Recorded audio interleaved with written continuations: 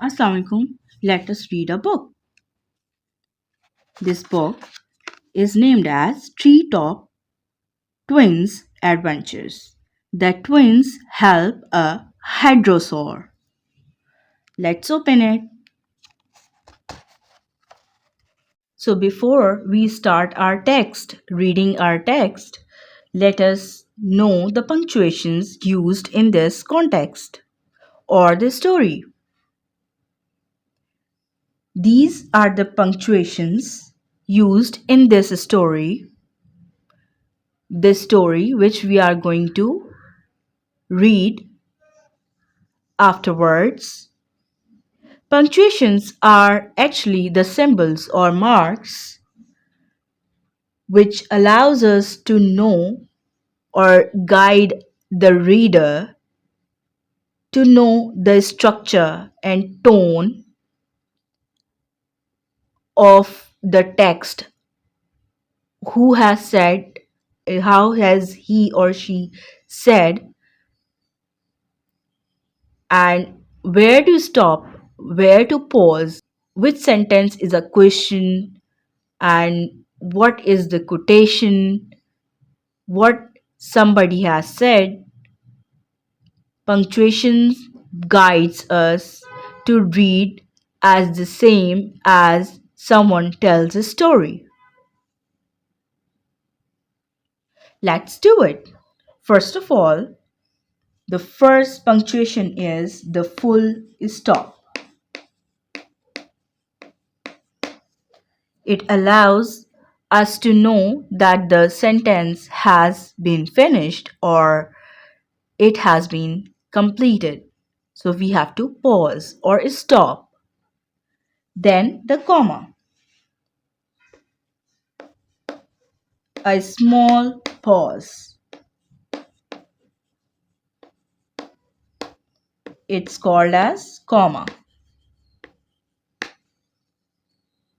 Comma is used to pause a little between two different sentences, and other than the full stop, as we just break the flow of our saying or reading. Okay. Apostrophe S.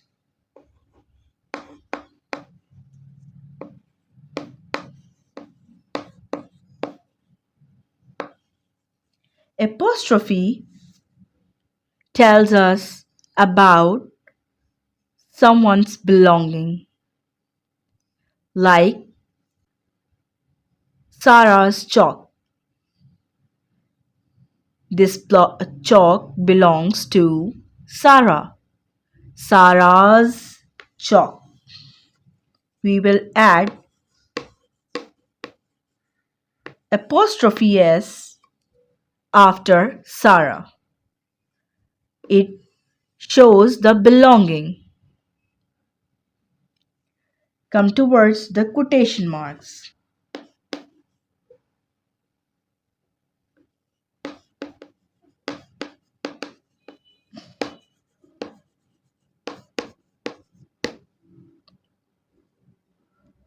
Quotation marks shows us that the words which are written are the same as they were spoken by a person.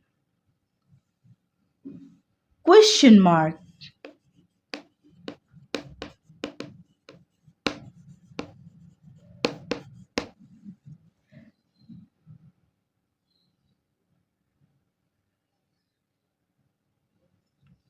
Question mark says that a question is being asked.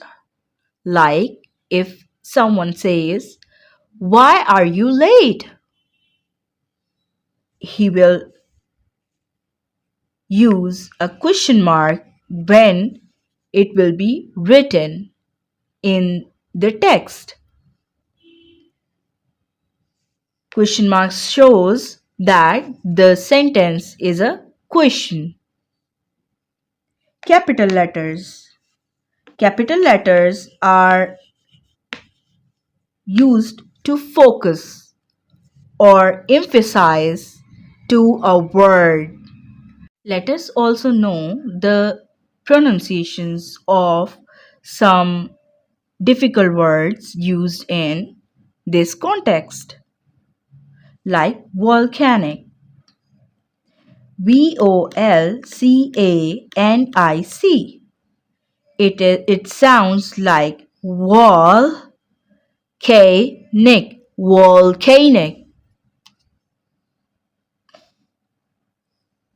Professor or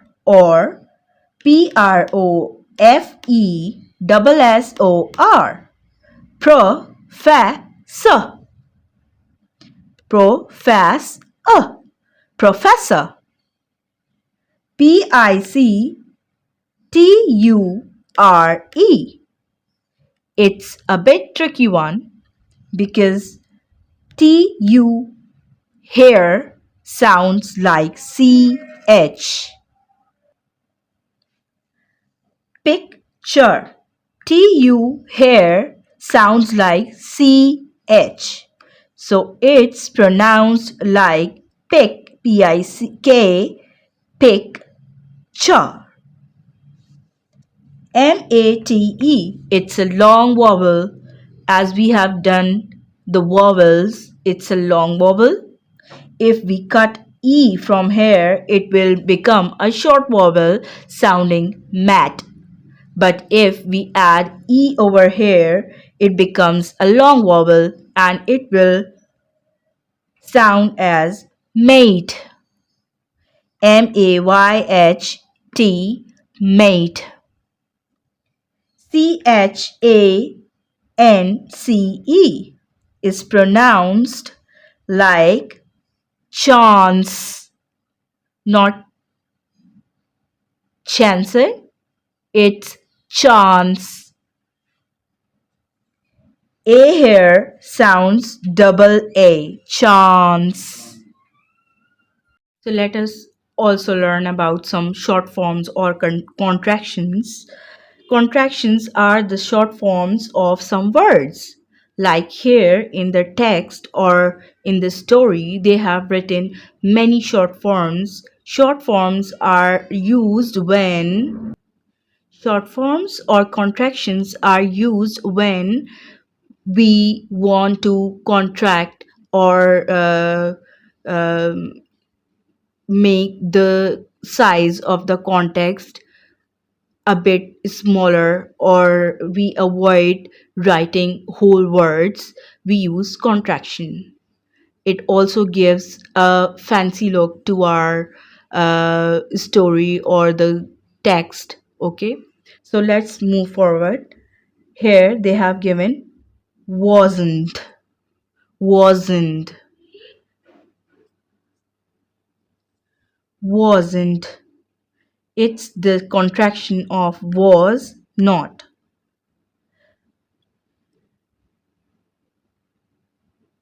When we contract was not with each other, we cancel O and we put apostrophe instead of O. It becomes wasn't. Where we are. We have cancelled A and put apostrophe instead of A. Let's. Let us. We have cancelled you and put apostrophe instead of you. It's. It is. We have cancelled a I from here and contracted it to words it. Isn't. Isn't. Is not.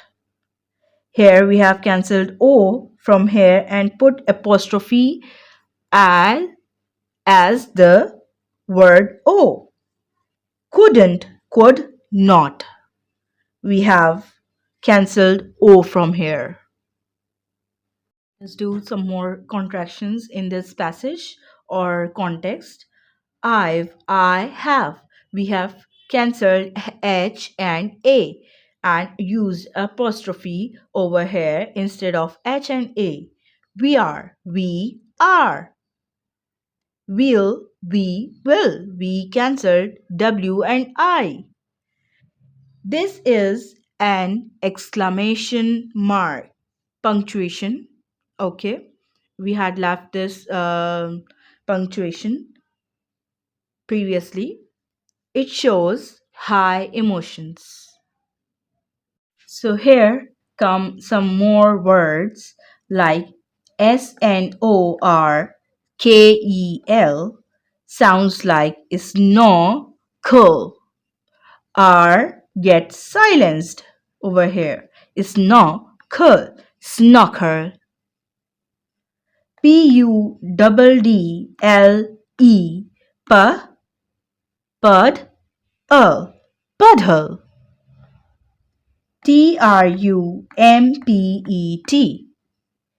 Trumpet, trumpet. Hind is pronounced as hind.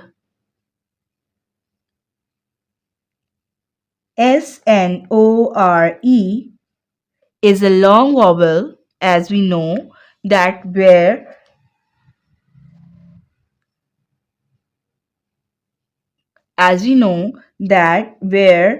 the word ends on e, it becomes a long vowel.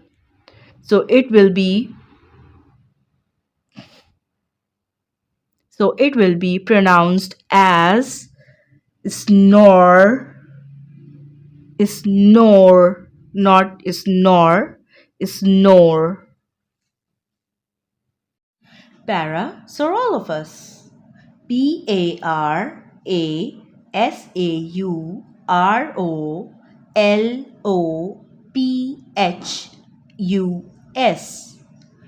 Parasaurolophus. Parasaurolophus. Parasaurolophus.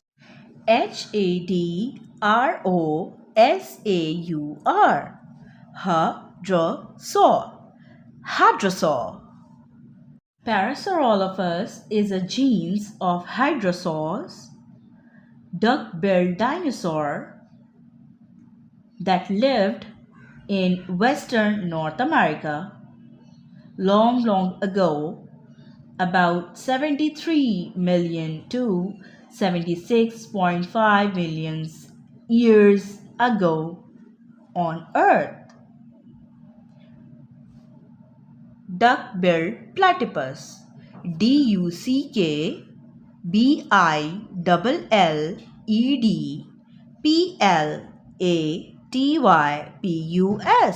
platypus.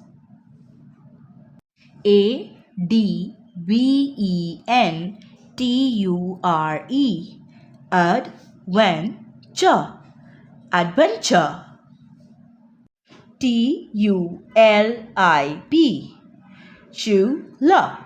TULIP or tulip. QUITE quiet. QUIET quiet.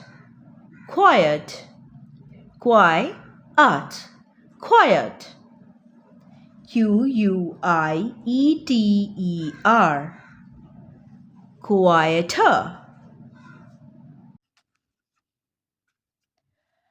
Long ago, the sun shone down on the wild, wonderful world, and the volcanic swamps bubbled and steamed.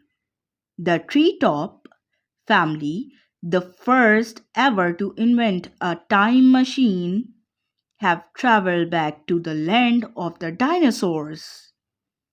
Professor Pablo Treetop was having a lovely time doing his singing practice at the top of the treehouse where the treetop family had their home. Professor Pablo Treetop was not wasn't very good at singing, but nobody liked to tell him that because they didn't want to hurt his feelings. So the rest of the family were wearing earplugs. After a while, even though it was raining very heavily, Professor Penelope Treetop suggested they should go out and leave Professor Pablo to do his singing on his own. It was wet outside, wet. It was wet outside, but it was a lot quieter. Everyone took out their ear plugs, ear plugs, with a sigh of relief. We can't solve the problem of Pablo and his loud singing, but while we are we are out here in the rain, let's let us let's do something useful. I want to solve the problem of Parasaurolophus, said Professor. Parasaurolophus. PH sounds F,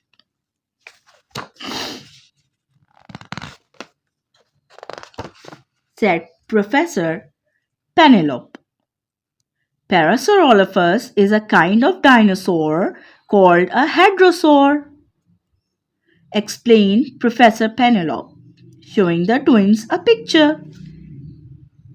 But the problem is nobody is quite sure why it has the very large crest on the top of its head. Does it use it for fighting? Said Asha. Or so it can show off and get itself a mate, said Alfie.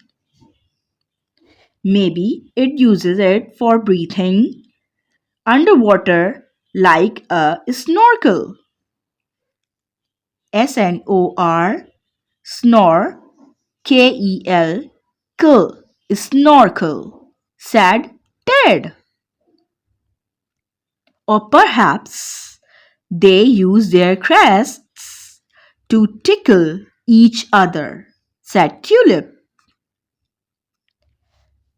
That's a silly idea, said Asha. Sometimes the silliest ideas are the best ones, said Professor Penelope. Nobody really knows, but this is our chance to find out. Let's turn the page now. Let's go solve the problem of Parasaurolophus. It wasn't very long before they found some Parasaurolophus footprints and they followed them until they found a little dinosaur stuck in a muddy puddle. Elfie got out some rope and put it round the little dinosaur, and they all pulled and helped the dinosaur out of the mud hole where it had got stuck. It's a baby Parasaurolophus, said Professor Penelope Treetop. So, puddle is actually a mud hole. They are pulling the hadrosaur out of the puddle. Now, are there any clues as to how the Parasaurolophus uses its crest? Said Professor Penelope. Well, there isn't a hole in the top of it, so you could not, couldn't, couldn't use it for breathing underwater like a snorkel, said Ted, looking at the top of the little hadrosaur's head. And I've been tickling it under its arm for ages and it hasn't laughed once, said Tulip, which means we still don't know the answer to the problem of Parasaurolophus, said Asha, very disappointed. While we are still thinking we need to get this baby Parasaurolophus back to its herd, said Professor Penelope. But look, said Elfie, pointing ahead. The rain was the rain has washed away all the footprints. How are we going to find them? Listen, said Ted. Can you hear that? Here. HEAR, here. Far, far away were some sounds like distant trumpets. I think that could be the Parasaurolophus herd calling to this baby, said Ted. If we follow the noise, NOISE, noise, we will,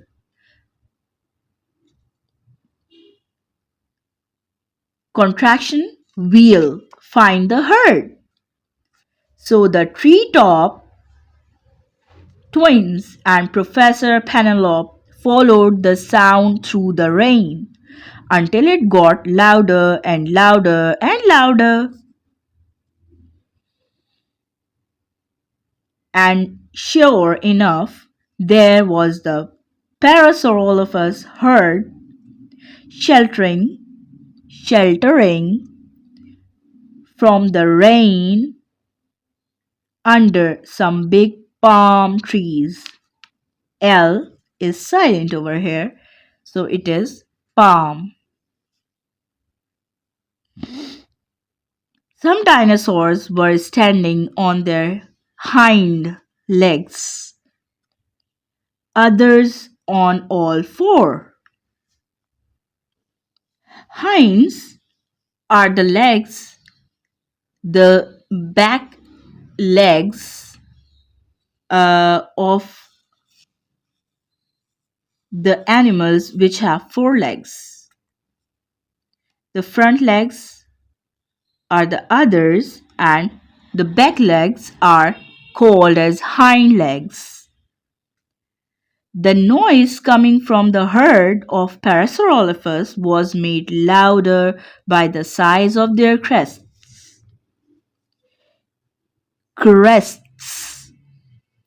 It was so loud that Tulip and Ted and Elfie and Asha and Professor Penelope had to put in their ear plugs again.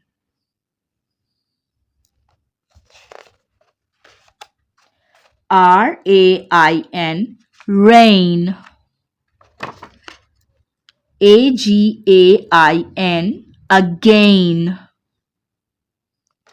The baby Parasaurolophus gave a joyful sound, more high pitched. Here T is silent. Pitched than the adults and rushed forward to join its family. Singing, said Elfie happily. Now we know what the Parasaurolophers use their crests for. They use them for singing. Now, that really is a silly idea. Is capitalized because it is focusing on is. That really is a silly idea. The silliest ideas are sometimes the best ones, said Professor Penrose. We have solved the problem of Parasaurolophus. Well done, everyone.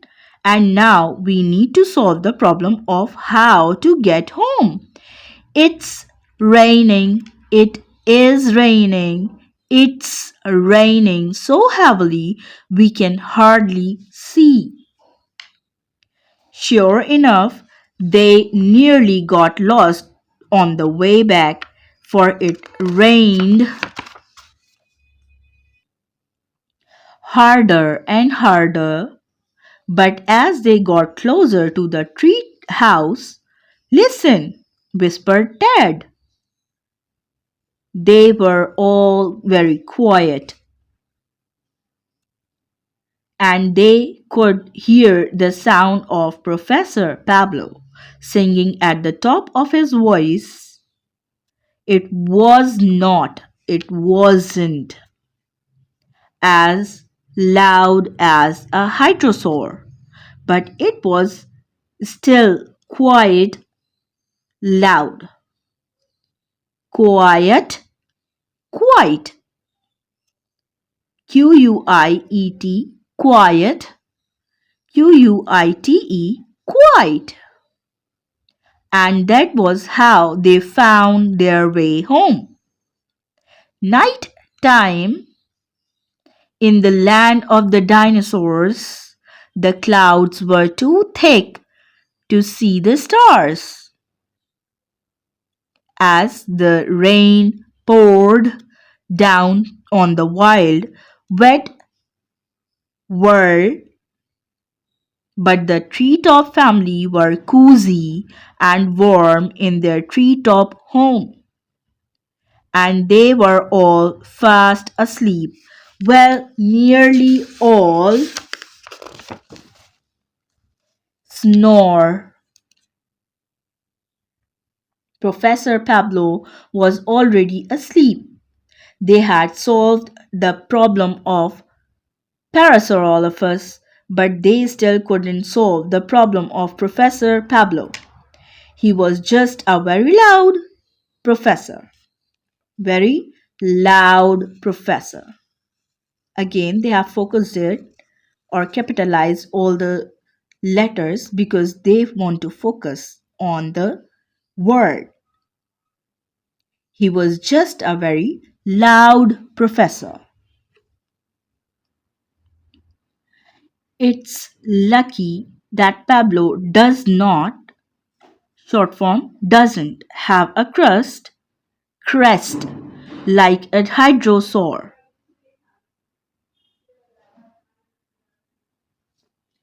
It's lucky that Pablo doesn't, short form, does not, short form, doesn't have a crest like a hadrosaur, said Professor Penelope, putting in her earplugs. Pablo's snoring wasn't, short form, wasn't quite as loud as his singing, but it was still quite loud. Quite. A loud professor does come in handy though when you are contraction you are lost in the rain A loud professor does come in handy though when you're lost in the rain, said Professor Penelope as she fell asleep. Snore.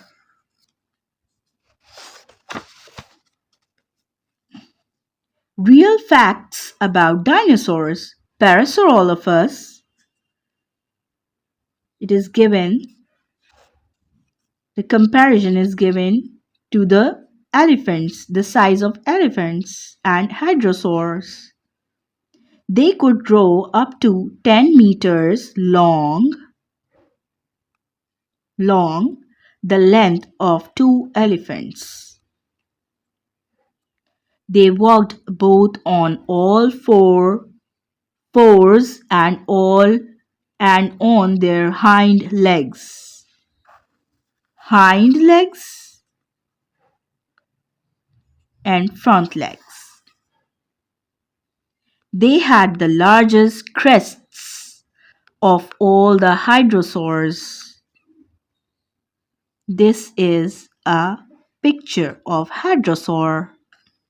Scientists think one of the reasons for their crests may have been to amplify their calls.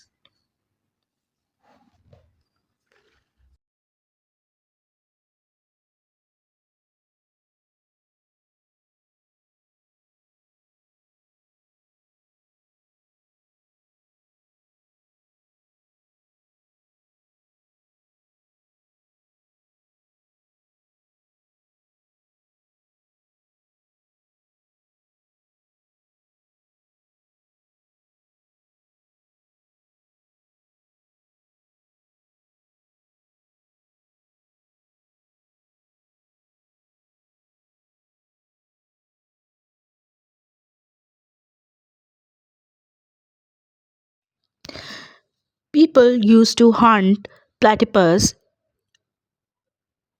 for their furs, but since 1912 it has been a protected species in all states where it lives.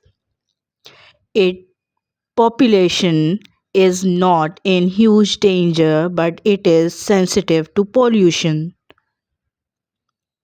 The platypus is important for studying evolutionary biology because of its unique features. It's also a famous symbol of Australia. Many ab- Aboriginal peoples find it culturally important. Now let us learn something about hadrosaurs. Hadrosaurs. Hadrosaurs were a group of amazing dinosaurs known for their unique duck-billed faces. Their names means bulky lizards.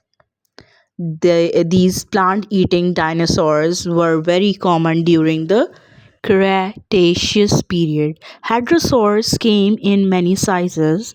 They could be from 10 to 65 feet long, like 3 to 20 meters long. They had a tough, toothless beak at the front of their mouths, but behind the beak, they had hundreds of teeth in their cheeks. Some hadrosaurs had almost up to 960 cheek teeth. This helped them chew tough plants. Their fossils have been found in North America, Europe, and Asia. What made hadrosaurs special? Hadrosaurs had a stiff tail that helped them keep their balance. They had hoof like nails on their feet. Their skin was often bumpy. These dinosaurs usually ran on two legs. They held their tail and head straight out. They might have walked on all four legs when they were grazing for food. Hadrosaurs probably lived near water. They may have traveled to higher ground to lay their eggs. Scientists once thought they had webbed hands, but this was just how the fossils looked after being buried for millions of years. It's interesting that hadrosaurs were so common, yet they didn't have obvious ways to defend themselves from large carnivores. Maybe living in herds and being fast runners kept them safe. Their amazing chewing system must have given them an advantage over other plant eaters. The scientists have learned that the hind legs of the hadrosaurs were so powerful and muscular that they probably helped them to run faster than the predators like T-Rex. For next video, Allah Hafiz.